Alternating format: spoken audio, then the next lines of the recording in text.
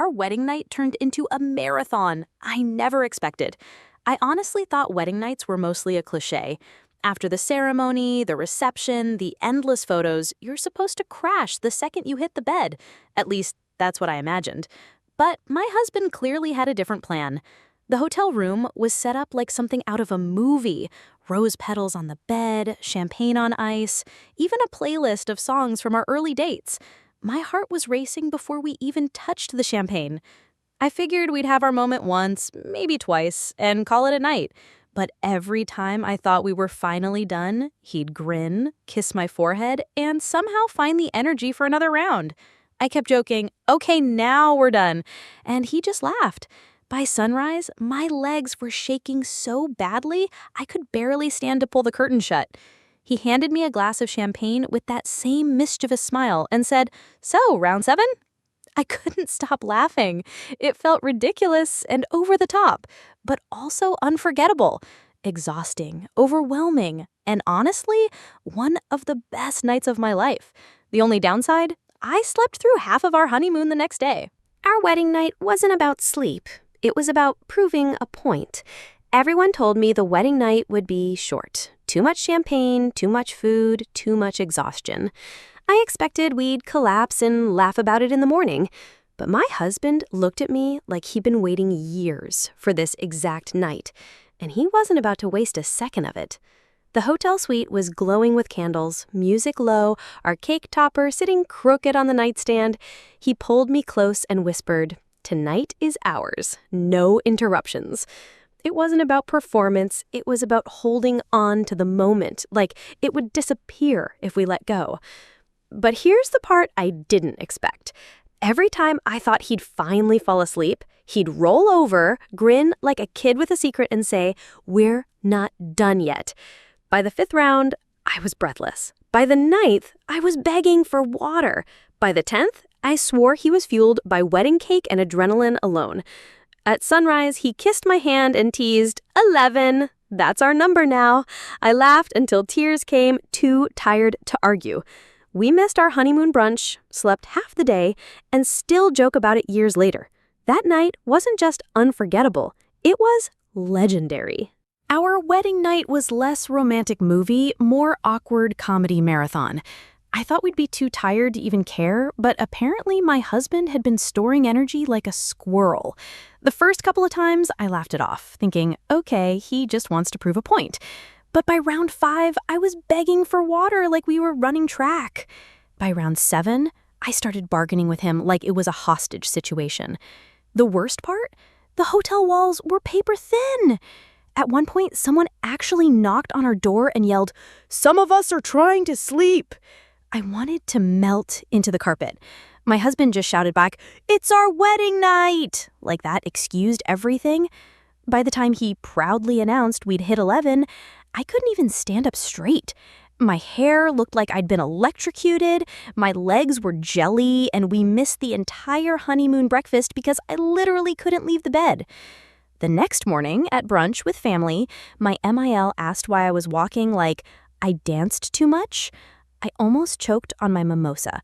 My husband just smirked at me across the table like we shared some inside joke. Romantic? Not really.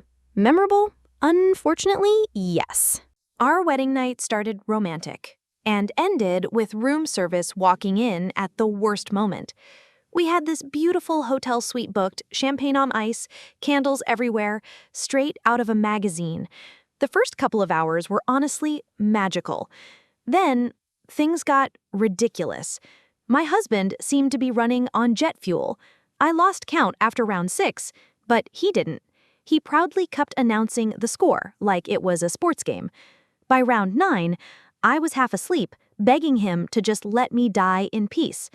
That's when room service knocked with the romantic midnight snack I'd pre-ordered weeks before. I figured they'd leave it outside, but nope. They opened the door with a cheerful "hello" right as we scrambled to grab the blankets.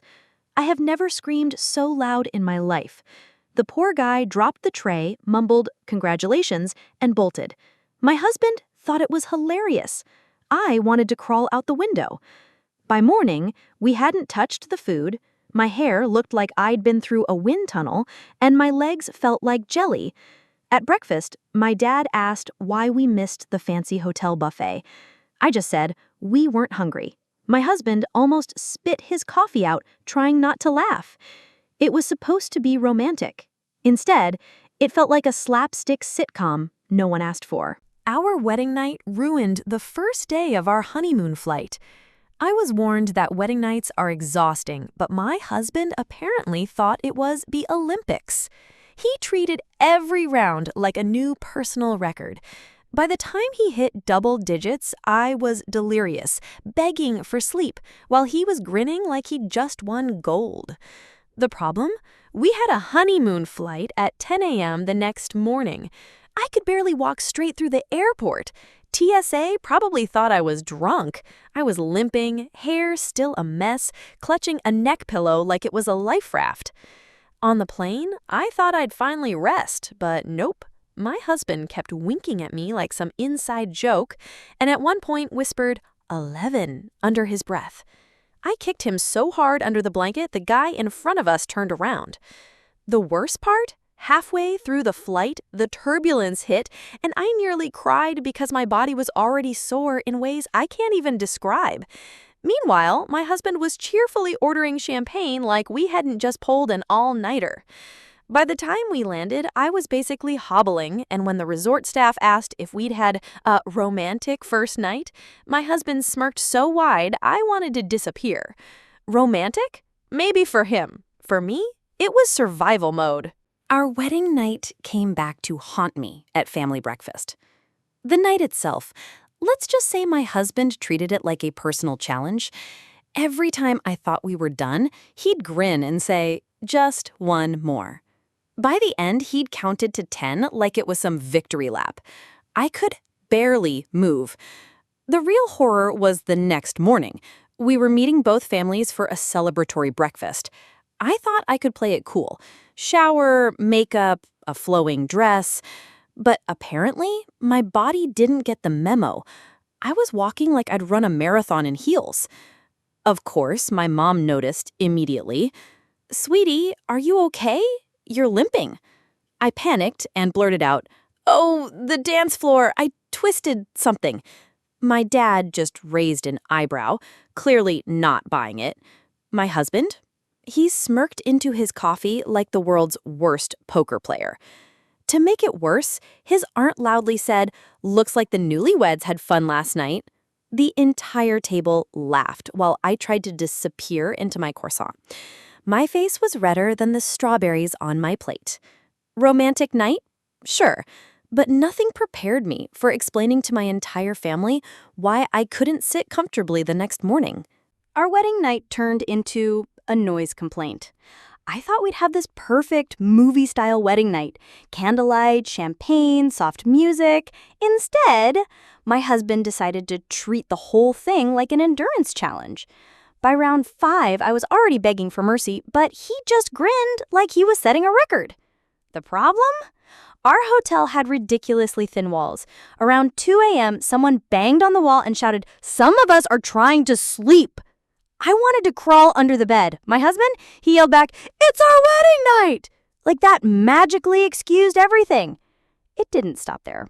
A couple hours later, security actually knocked on our door because apparently other guests had complained. Imagine me, half dead under the blankets, while my husband tried to explain to a very uncomfortable hotel employee why we were celebrating. By sunrise, I was too embarrassed to even leave the room. When we finally went down for breakfast, people in the lobby looked at us way too long. I swear one guy even clapped sarcastically. Most couples come back from their honeymoon with cute stories. We came back with a written noise warning from the hotel. Romantic? Maybe. Mortifying? Absolutely. Our wedding night got ruined when my best friend walked in. The night started perfectly. Hotel suite, champagne, cheesy music playlist, the whole deal. My husband, of course, was in marathon mode. By round 4, I was already praying for sleep, but he had that determined look in his eyes. Then came the knock on the door. I assumed it was room service. My husband ignored it. Suddenly, the door swung open. It was my best friend, drunk, holding her shoes in one hand and yelling, "I can't find my room." She froze. I froze. My husband dove under the blanket like a cartoon character. She just blinked, said, oh my God, and slammed the door so hard the mirror rattled. I wanted to evaporate on the spot. My husband, he thought it was hilarious and immediately asked if that counted as a break before round 5. The next morning at brunch, my friend wouldn't even look at me. When someone asked why she looked so embarrassed, she muttered, "Oh, don't ask." Meanwhile, my husband smirked the entire time like he'd won some inside joke. Romantic wedding night? Nope. Just eternal secondhand embarrassment every time I see my best friend now. Our honeymoon started with a pharmacy run. Everyone told me the wedding night would be short and sweet. Yeah, no. My husband treated it like a personal endurance test. By the time he proudly announced we'd hit double digits, I was basically a puddle, begging for water and mercy. The real nightmare came the next morning. We had a fancy resort breakfast planned, but instead of enjoying mimosas by the pool, I was hobbling down the street looking for a pharmacy. My body felt like it had gone through a boot camp I never signed up for. Of course, the only pharmacy clerk who spoke English loudly asked, "Long night?" while scanning my basket of painkillers, sports drinks, and Band-Aids. My face turned the color of a tomato. My husband? He just laughed and said, "Honeymoon essentials." By the time we made it back to the resort, we'd missed the entire breakfast. Everyone else was lounging happily by the pool, and I was chugging electrolytes like I'd just run a marathon. Romantic start to a honeymoon? Not exactly. But unforgettable? Unfortunately, yes. Our flight home turned into a walk of shame. After a week of honeymoon adventures, I was just grateful to finally be going home. The only problem? Our wedding night hadn't exactly been restful. My husband treated it like a competition and bragged the whole trip that we'd hit double digits. I mostly just tried to survive. So there I was at the airport, walking like I just finished a marathon I hadn't trained for. Sitting on the plane was pure torture. Every shift in turbulence had me wincing, gripping the armrest like we were crash landing. Of course, my husband thought it was hilarious. At one point, he leaned over way too loudly and said, "Guess 11 was too many, huh?" The older lady in the row ahead actually turned around and glared at us. I wanted to vanish into the seat pocket. When we landed, my parents picked us up. My mom asked if I was okay because I kept shifting in the car. I mumbled something about bad airplane seats. My husband? He smirked the entire ride home like the world's worst secret keeper. Romantic honeymoon ending? No, just me plotting revenge the next time he wants to brag. Our wedding night soundtrack was his phone notifications. The hotel room looked straight out of Pinterest, rose petals, fairy lights, champagne on ice. My husband was already in his marathon mode, and by round 3, I was trying to keep up. Just when things got intense, ping! His phone lit up on the nightstand. We ignored it at first, then another ping, and another. By round 5, it sounded like a slot machine going off. Turns out, he'd forgotten to mute the group chat with his groomsmen, who were still out drinking and sending memes about what's happening right now. Spoiler? Way too accurate. By round 7, I snapped and grabbed the phone to throw it in the drawer. That's when I saw the last message. Bet he won't make it past 8. My husband saw it too, and suddenly treated the whole night like some sick competition. By the time we hit 11, I was done. My legs were jelly, my hair a disaster, and I was plotting murder. Meanwhile, his phone buzzed again. One of his friends sent a trophy emoji. Romantic? Not at all. Embarrassing? 100%. Our wedding night destroyed the hotel's romantic package. The suite looked like something out of a rom-com. Rose petals on the bed, candles everywhere, even one of those towel swans. I thought it was sweet and cheesy. My husband, however, saw it as an obstacle course. By the second round, the petals were stuck in my hair, my dress, even my mouth at one point.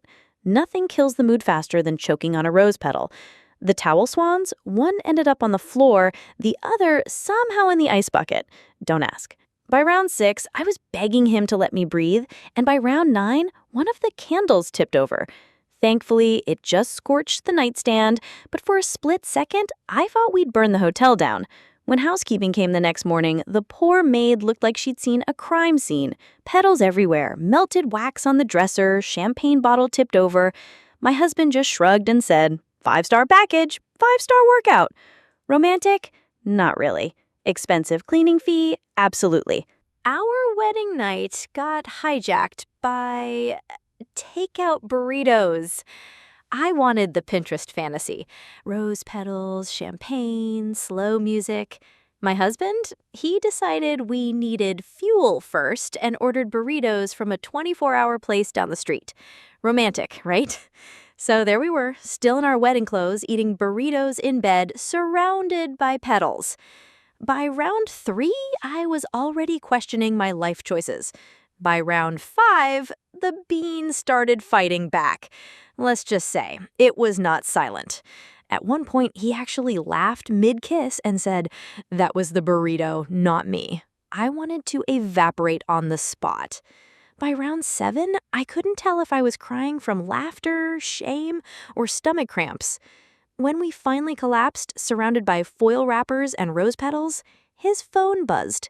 It was the delivery guy texting, "Hope the food was good, congrats on the wedding." The next morning, housekeeping walked in to find an unholy scene. Champagne, half-eaten burritos, petals everywhere. My husband just winked and said, "Best night of my life." Me? I still can't look at Mexican food without cringing. Our wedding night got ruined by my dad overhearing everything. We decided to save money and spend our wedding night at my parents' house before flying out for the honeymoon. Big mistake. Huge mistake. My husband apparently thought he had to prove himself as a newlywed champion. By round 4, I was already begging him to calm down. By round 7, the headboard was literally banging against the wall. By round 10, we were both gasping for air like we'd just finished a triathlon. That's when it happened. A knock on the door, my dad's voice, "Hey, maybe keep it down? The walls are kind of thin." I have never died faster in my entire life. I pulled the blanket over my face and whispered, "We have to move states. Tonight." My husband? He just laughed like it was the funniest thing ever and whispered, "At least he knows we're serious." The next morning, I couldn't even make eye contact at breakfast. My mom cheerfully asked if we slept well. My dad just sipped his coffee in silence, looking 10 years older. Romantic? No. Traumatizing for everyone involved? Absolutely. Our wedding night ended with my husband passing out mid-celebration. The night started like a cheesy rom-com. Rose petals, champagne, my husband acting like he was about to set a world record. By round 5, I was already exhausted. By round 9, I was begging for water and a nap. He just grinned and kept saying, "One more." Then came round 11, or at least half of it. Right in the middle of his grand finale, he just stopped. I thought he was joking, but nope. He literally passed out on top of me, completely unconscious, like someone pulled his battery out. I had to shove him off and check if he was breathing. Spoiler, he was loudly. So picture me, hair a mess, dress half on, sitting on the edge of the bed at 3 a.m. with my new husband snoring like a lawnmower, champagne spilled all over the carpet, rose petals stuck to my back. The romance was dead. The next morning, he woke up, stretched, and said, "So, did I hit 11?" I just stared at him in pure disbelief. He had no memory of collapsing. Romantic wedding night? Not even close. Legendary disaster? 100%. Our wedding night got hijacked by the hotel fire alarm. We just settled into our suite. Petals, champagne, cheesy playlist, the whole setup. My husband was already treating it like some kind of marathon event. By round 6, I was begging him to stop. My hair a disaster, my legs like jelly. And then the fire alarm went off. Sirens blaring, lights flashing. At first, I thought it was a joke. But nope, the The hotel staff was banging on doors yelling, "Evacuate immediately." So imagine us, me wrapped in a blanket, him in nothing but boxers, sprinting down 12 flights of stairs with a crowd of strangers. Everyone was groggy, cranky, holding kids or pets, and then there we were, looking like we'd just escaped a reality TV show called Newlywed Boot Camp. The best part? Some guy in the lobby muttered, "Guess we know who set the alarm off." My face burned hotter than the fake fire. Turned out it was a kitchen incident, no real danger. But by the time we got back to the room, the mood was officially dead. My husband still tried to joke, so does this count as round 7? I nearly threw a pillow at him. Romantic? Not at all. Mortifying? Completely. I thought wedding nights were symbolic until my husband turned it into an Olympic event. When people joked about consummating the marriage, I always rolled my eyes. I figured we'd be too tired from the reception to even care. But apparently, my husband didn't get the memo. The second we closed the hotel door, he was on a mission. Champagne popped, rose petals everywhere, and before I knew it, we were laughing like teenagers sneaking around. I assumed it would be one of those special, quick nights. Instead, it turned into what can only be described as an endurance test. Every time I thought we'd finally passed out, he'd smirk and ask, "One more?" By the third time, I was joking that I needed an intermission. By the 7th, I was half convinced he'd swapped bodies with an Olympic athlete. By the 11th, I was delirious, laughing so hard I could barely breathe. When the sun finally came up, I couldn't walk straight. He poured us both champagne like we'd just finished a marathon and proudly declared, "New personal best." I've never been so exhausted, so sore, and so ridiculously happy in my life.